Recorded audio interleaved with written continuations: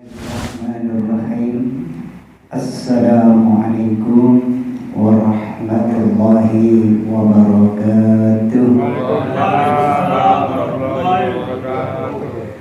Alhamdulillahi rabbil alamin.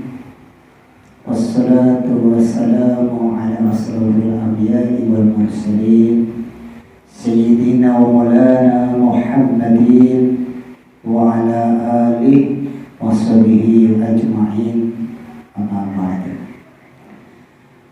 Yang saya hormati Bapak Darmono selaku pembina dan seluruhnya yang hadir di acara majelis ilmu yang dibarokahi dan dirahmati oleh Allah Subhanahu wa taala, dan semua hadirin, teman-teman dari Temboro.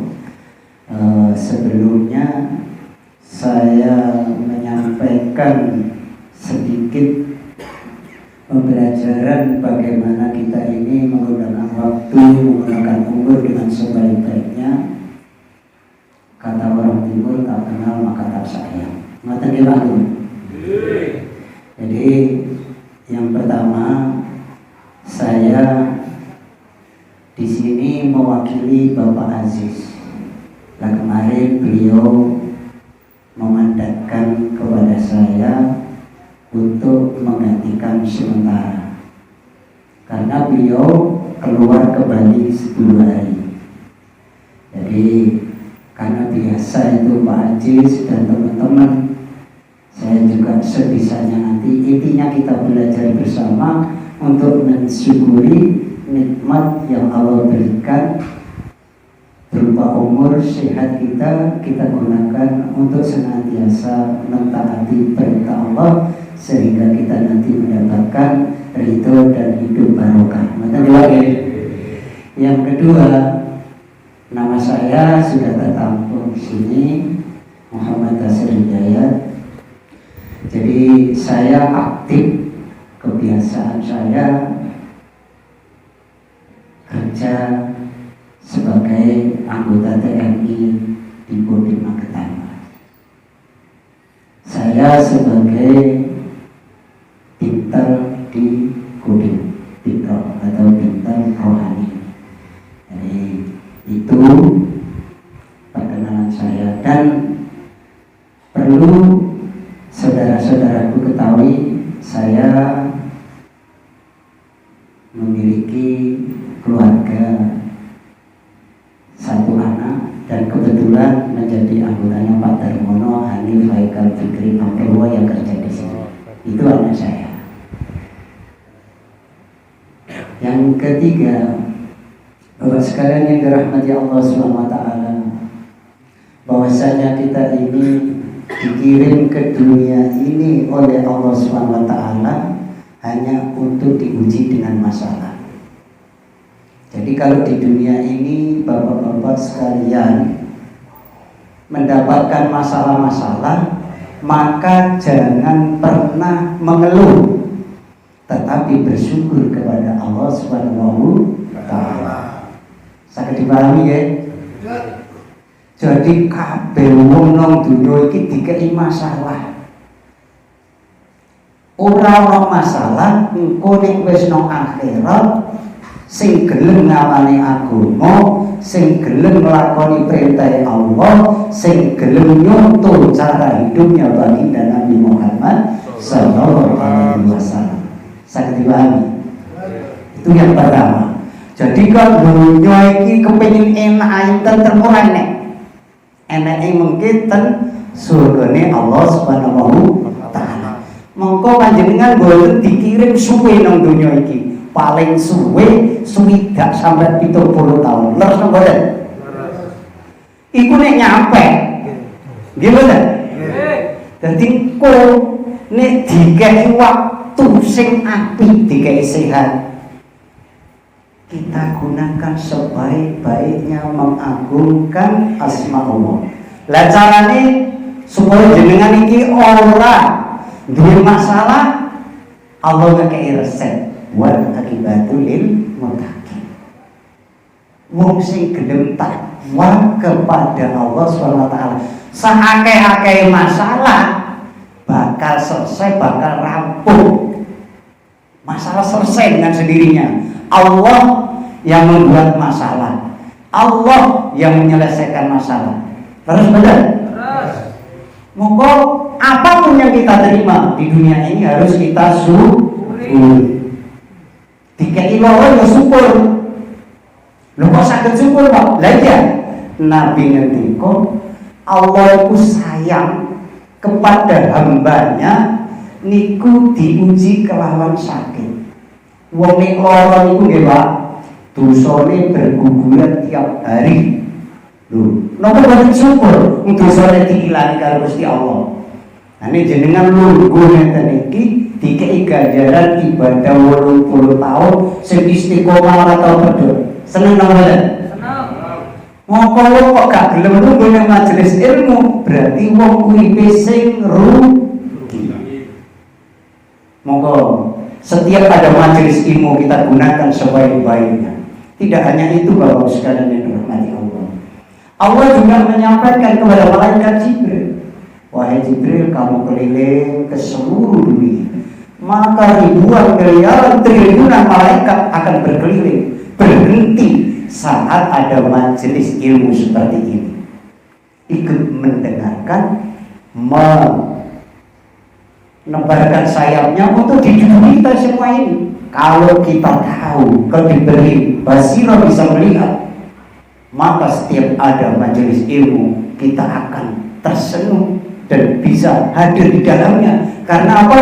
Karena malaikat itu berdoa mintakan ampun kepada kita, kakinya menjejak ke bumi, kepalanya ke arsy-Nya Allah, langsung memintakan ampun sehingga kita diberi pengampunan oleh Allah SWT. Ketika berdiri tidak ada dosa seperti bayi lahir. Allahumma amin. Senang dong Pak? Itulah subhanallah kasih sayangnya Allah SWT begitu besar kepada umatnya Nabi Muhammad. Jenengan dosane besar gunung, sebanyak bumi di lautan. Ketika jenengan mau belajar agama seperti ini, maka tiap hari tiada dosa seperti bayi lahir. Semoga termasuk kita yang ada di sini. Allah. Sangat dipahami ya. Jadi ada cerita sedikit yang sangat menarik. Ketika tukang cukur dengan orang yang dicukur ini bercerita, saya ini sudah berikhtiar berusaha, tetapi Allah itu tidak ada. Ternyata ini ucapan orang tukang cukur. Yang dicukur ini ada. Ini yang tidak ada. Ada, tidak ada. Akhirnya selesai cukur, keluar ini orang, menemui orang yang rambutnya gondrong. Rambutnya gondrong panjang, dibawa ke tukang cukur. Tukang cukur tidak ada. Ada, tidak ada. Sampai tadi kan baru saya cukur. Tidak ada. Kalau tukang cukur ada, pasti orang ini rambutnya tidak panjang seperti ini. Dia kan tidak datang kepada saya. Nah ini yang harus kita ambil, Pak. Kalau kita tidak datang, maka tidak ada pertolongan. Terus semuanya. Nah kita ini kepengen enak, kepengen hidupnya tidak ada masalah, terus tidak minta tolong kepada zat yang membuat masalah, yaitu Allah Subhanahu Ta'ala. Nyambung betul dengan cerita ini. Jenengan itu loh kepengen hidup enak, kepengen gak ada masalah, kok gak gelem nyedak sing gawe masalah, gak gelem nyedak sing gawe urip. Sinten niku? Allah Subhanahu Ta'ala. Saged dipahami ya? Dari kepengen hidup enak, wis cegah karo Allah. Ora sajaluk, pokoke jenengan gelem obah pasti rezeki datang. Saged dipahami ya? Nah, niku yang kedua. Jadi Allah ciptakan dunia ini hanya sementara.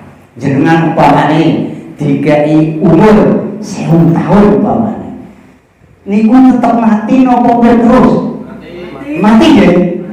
Nah, tetap mati. Jenengan siang malam mengumpulkan dunia, semakin tua semakin tidak memiliki hak sama sekali. Yang memiliki ahli waris. Yang bisa menolong kita apa? Amal agama. Saged dipahami ya. Jadi jenengan yang kepengen uripe barokah, uripe gak ada masalah, anaknya jadi anak soleh, kita semua menjadi orang-orang yang barokah, maka dekatkan diri kita kepada Allah Subhanahu wa Ta'ala. Paham ya? Pokoknya jenengan gelem nyedhak Allah, masalah selesai. Allah katakan wal akibatu lil muttaqin. Wong sing nyedhak karo aku, wong sing nurut karo aku, wong sing taat karo aku bakal tak ilangi masalahe. Seneng mboten? Monggo tiyang ingkang purun lungguh tenging majelis jenengan besok seumpamanya sampun saged keluar dari masalah temriki, kita rubah cara hidup kita. Bahwa kita ini semuanya diberi masalah untuk diuji. Nah, kalau kita ini ada ketakwaan di dalam hati kita, maka kita tidak akan menyia-nyiakan waktu yang Allah berikan, yang Allah berikan kepada kita ini kita gunakan sia-sia. Kita diberi sehat, kita diberi umur, semuanya akan ditanyakan oleh Allah Subhanahu wa Ta'ala. Jadi nanti ada pengintilan yang namanya hisab. Bayi sampai lahir itu sudah terekam rapi. Yang namanya ilijin itu adalah buku catatan amal panjenengan. Jadi malaikat ini mencatat rapi semua perbuatan kita ketika kita hidup di dunia ini. Jadi si A perbuatannya begini semua tercatat, dan nanti ketika kita di padang mahsyar sana semuanya ditampilkan oleh Allah Subhanahu wa Ta'ala. Jadi kalau kita diberi hidup yang singkat ini kok kita tidak gunakan sebaik-baiknya, maka aib kita akan dilihat mulai dari Nabi Adam sampai manusia akhir zaman. Begitu malunya hidup kita di sana. Jadi aib kita satu saja dunia ini, kalau Allah tampakkan kita berani keluar rumah, betul berani, gimana? Karena Allah simpan aib-aib kita, kita masih bisa tersenyum. Seketiban. Jadi ketika Allah menutup aib-aib kita, itu syaratnya kita harus senantiasa menutup aib-aib saudara kita. Jadi ketika kita berbicara tidak ada manfaat untuk akhirat, kita hindari. Nanti gimana? Jadi bagaimana ucapan yang keluar dari lisan kita ini senantiasa mendatangkan ridhonya Allah Subhanahu wa Ta'ala. Nanti ya. Jadi yang ketiga, jamaah yang dirahmati Allah Subhanahu wa Ta'ala, kita ini perjalanan menuju akhirat. Jadi siang malam diciptakan oleh Allah. Maknanya kita ini perjalanan menuju ke negeri yang kekal abadi, negeri akhirat. Sangat dipahami. Jadi siang malam ini menghantarkan kita ke negeri akhirat. Yang di awal tadi manusia itu tidak lebih dari 60 sampai 70 tahun saja. Jadi kita gunakan untuk apa umur itu? Kita gunakan untuk apa sehat kita? Kita digunakan untuk apa kita diberi rezeki? Apakah digunakan untuk hanya lontang-lantung, makan, tidur, mencari kesenangan dunia? Maka semua itu akan dimintai pertanggungjawaban yang pajak. Kita akan berdiri di hadapan Allah sebelum selesai hisab itu, tidak akan bisa bergerak sedikit pun. Maka orang yang selamat hanyalah orang-orang yang takwa kepada Allah Subhanahu wa Ta'ala, menggantungkan hidupnya hanya kepada Allah Subhanahu wa Ta'ala. Sangat dipahami ya? Maka apapun masalah, apapun yang Allah berikan kepada kita, harus kita terima dengan syukur kepada Allah Subhanahu wa Ta'ala. Jadi semua masalah itu tujuannya supaya kita ingat bahwa Allah Maha Kuasa. Jemaah yang dirahmati Allah Subhanahu wa taala, ada suatu perjalanan yang sangat panjang di mana ketika orang-orang itu diberikan kebaikan, maka ketika melewati jembatan Shiratal Mustaqim akan dimudahkan oleh Allah. Jembatan Shiratal Mustaqim kata para alim ulama yaitu sholat 5 waktu. Siapa yang bisa menjaganya maka otomatis sudah mendapat tiket kemudahan melewati jembatan Shiratal Mustaqim. Kata Nabi seperti kilat menyambar. Mudah-mudahan termasuk kita. Allahumma amin. Jemaah yang dirahmati Allah Subhanahu wa taala, biasanya pirang menit Pak? 2 jam.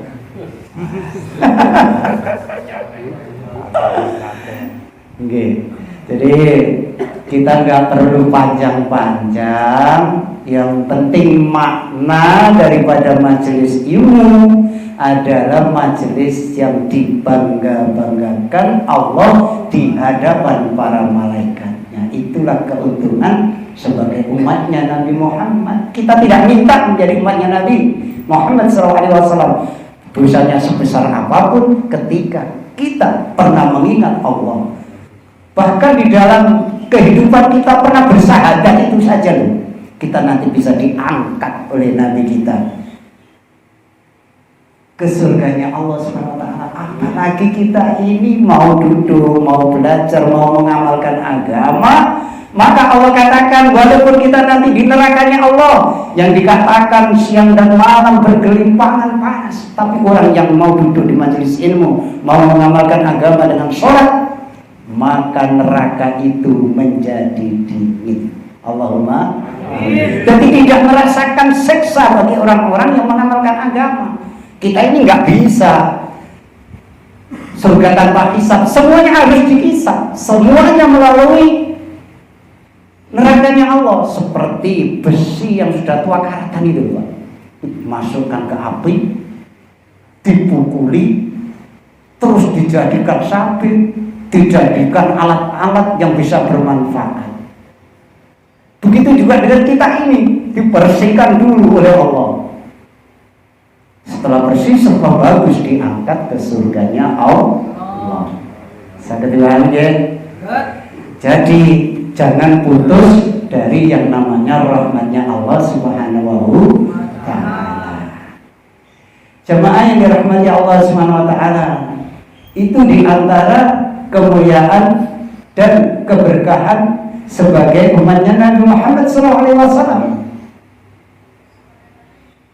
Jadi seluruh nabi-nabi nanti tidak akan masuk surga sebelum Nabi Muhammad SAW masuk surganya Allah Subhanahu wa taala.